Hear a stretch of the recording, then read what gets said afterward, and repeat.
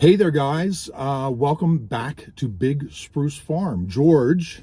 Christine. And today is a very different day. You've seen me and Christine get dirty and sweaty and Mostly George.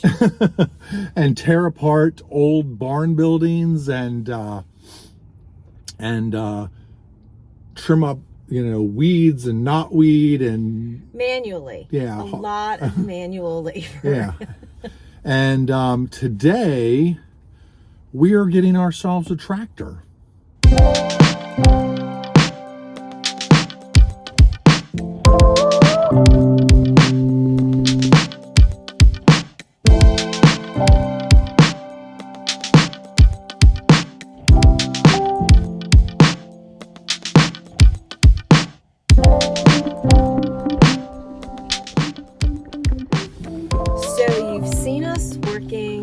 Pulling out the honeysuckle by hand and working some of the weeds down around the potting shed, and it's backbreaking. It's not horrible, but we have 75 acres, and having to do that across 75 acres is obviously not realistic.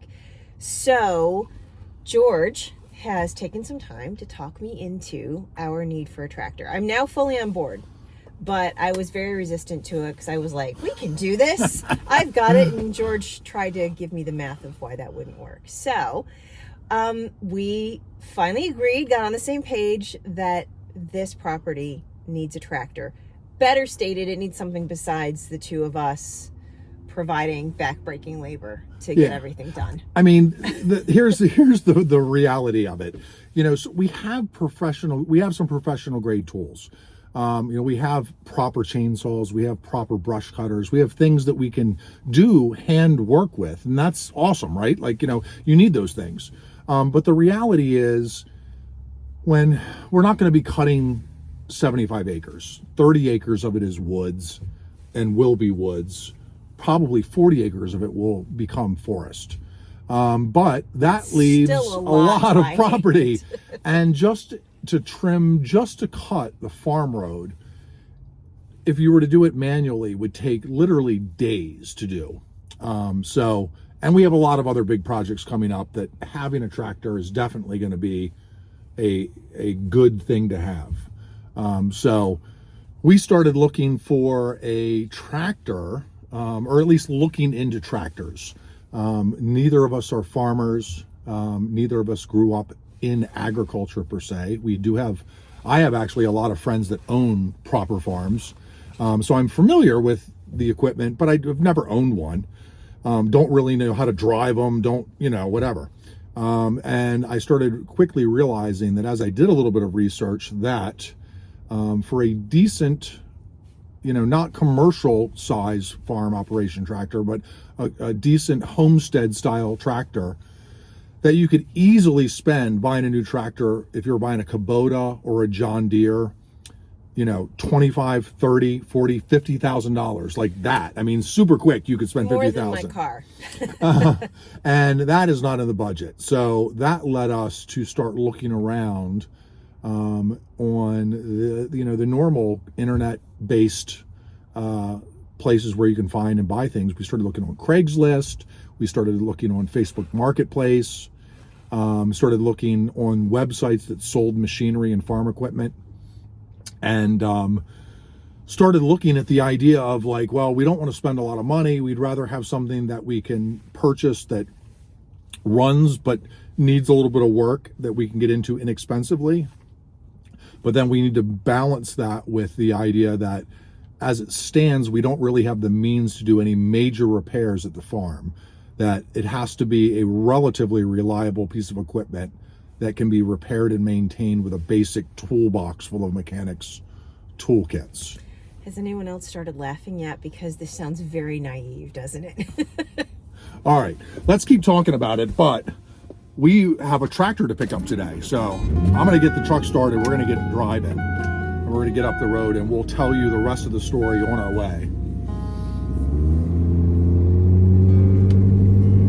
All right, so basically we went online, we looked for tractors, we decided that a brand new Kubota or a John Deere, you know, something in that mid-range 40 horsepower, 50 horsepower tractor type was just not in the budget for right now. That, you know, spending $50,000-$60,000 on a tractor that, I mean, kind of, here's the thing, is we didn't really know what we needed.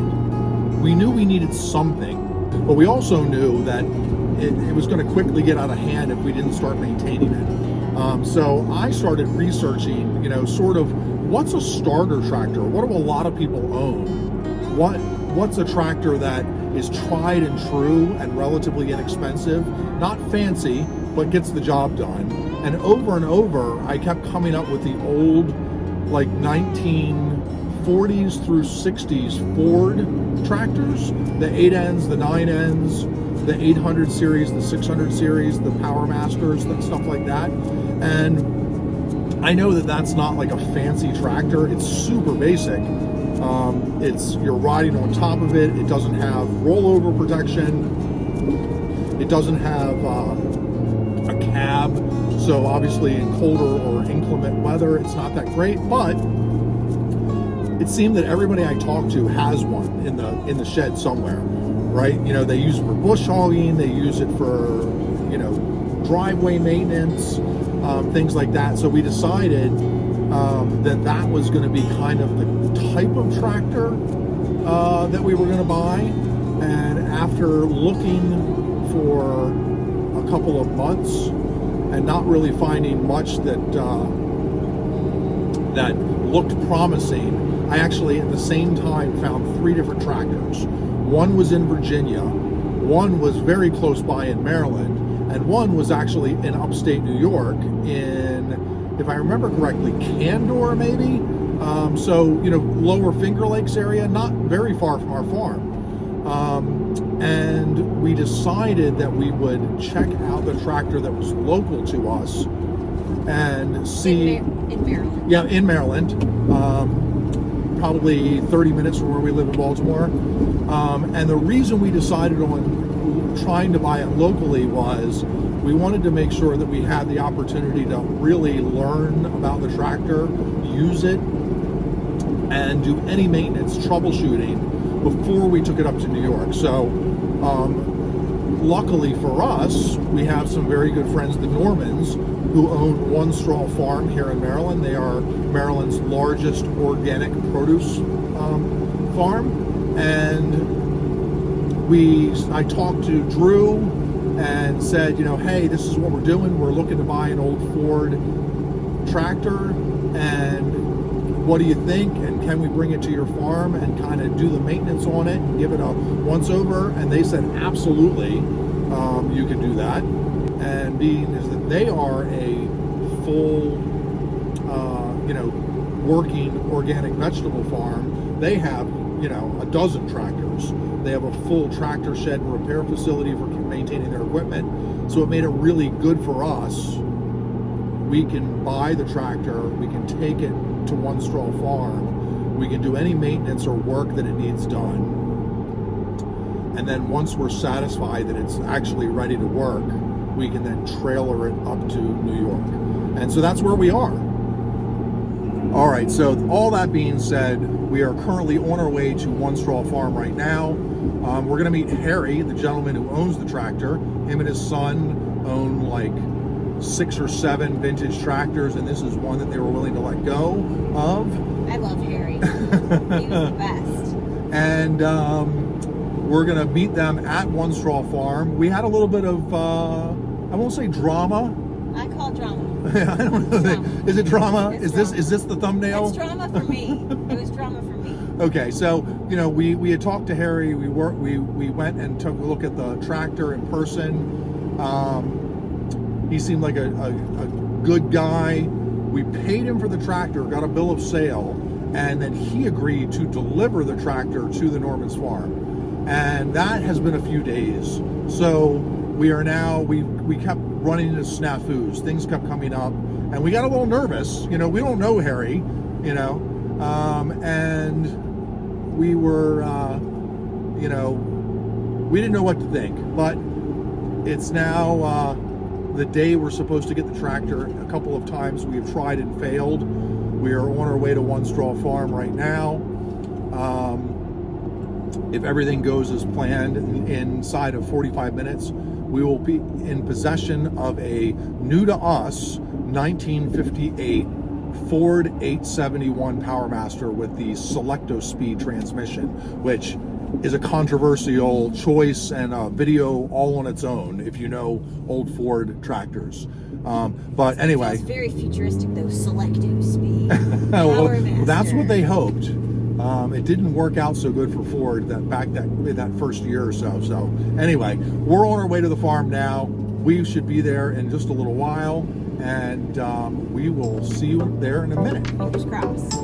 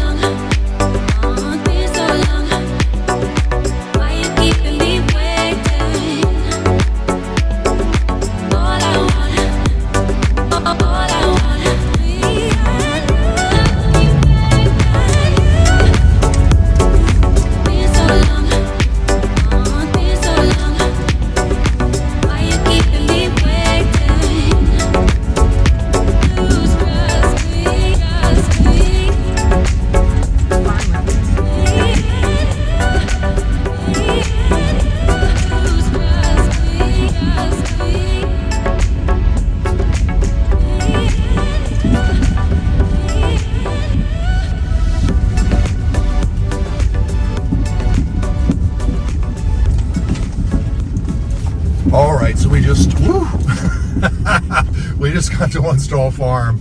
The road could use a little work. Maybe that'll be payment to the Normans. We'll get the Ford sorted out, and then we'll fix it up and do a little road maintenance for them.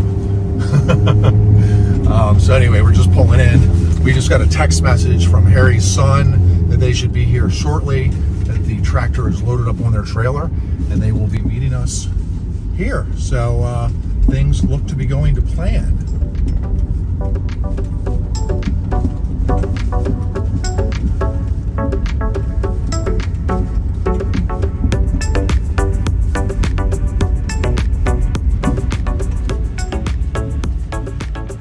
So here comes the tractor.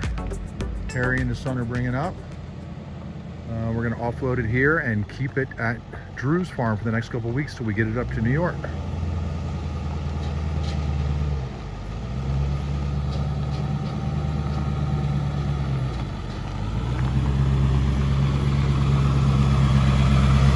Good morning, guys. Fantastic.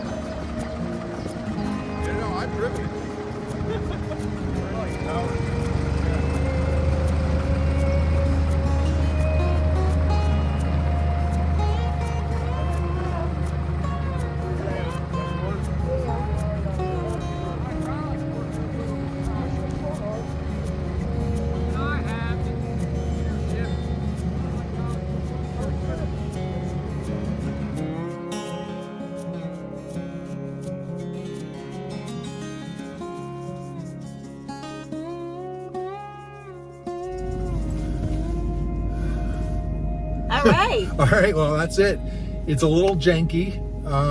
It definitely needs some work, but we now own a tractor. Hey, you know what that deserves? Fist bump high five. Fist bump high five. I guess the next thing is to fix all the things that's wrong with it, which I mean, it's, you know, it's a fully functional tractor. Certainly light duty, I would use it as is.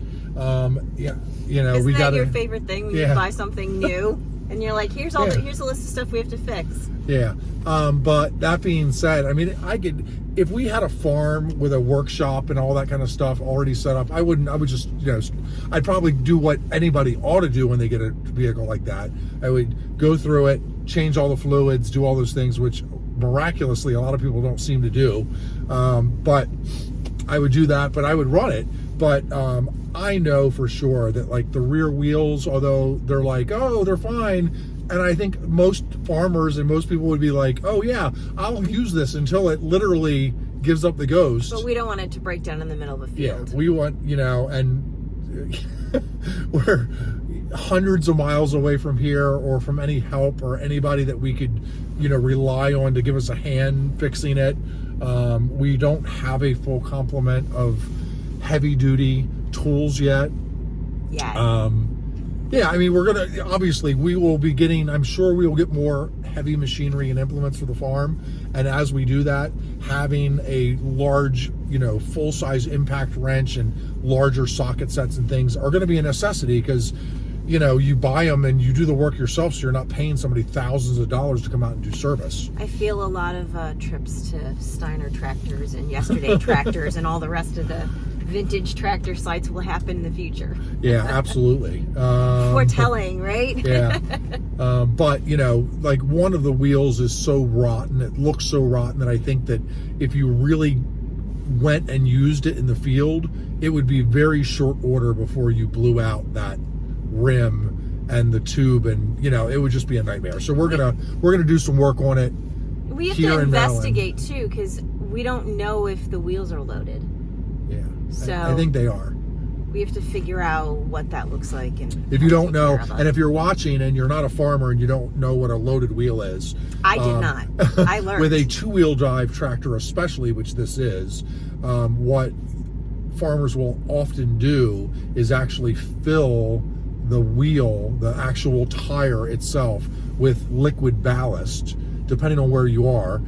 So if you were in the south and you don't really have freezing temperatures, you can just use water, and that gets you, for one of those big 14 series tires for the back wheels of those old tractors, gets you like 250 to 300 pounds of extra pushing into the earth, which gives you a lot more traction. They used to be sold with these pie weight wedges that would go on the outside of the wheel, but they're hard to find. So ours does not have those. Yeah. And it actually raises your center of gravity, and it doesn't give you as much low down traction as the loaded wheel does. In the Northeast up here, it is not uncommon, and I think in the northern Midwest as well, to do a chemical load. So they use sodium something. It's a industrial salt chemical. To change the freezing temperature of the liquid. So that you can use your tractor in sub-freezing temperatures and the liquid doesn't freeze up. It also makes it heavier, interestingly. So when you use a sodium-based or a phosphor it's sodium, density in science, guys. It actually adds like 25% weight to your wheel. So anyway, we'll get into all that. I think probably the next video you're going to see is us taking wheels off of a tractor and getting it ready to go up to Big Spruce Farm. But I think that's going to be it for today.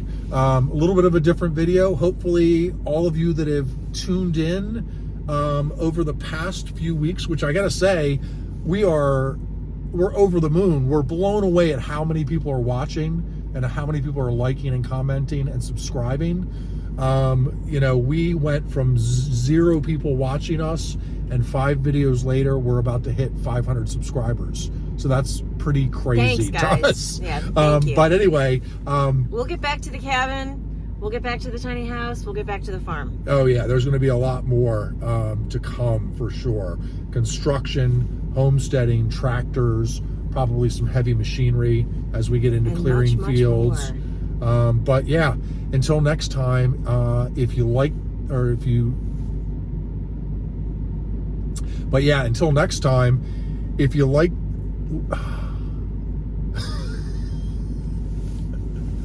Until next time, guys, like this video if you have, and subscribe if you haven't.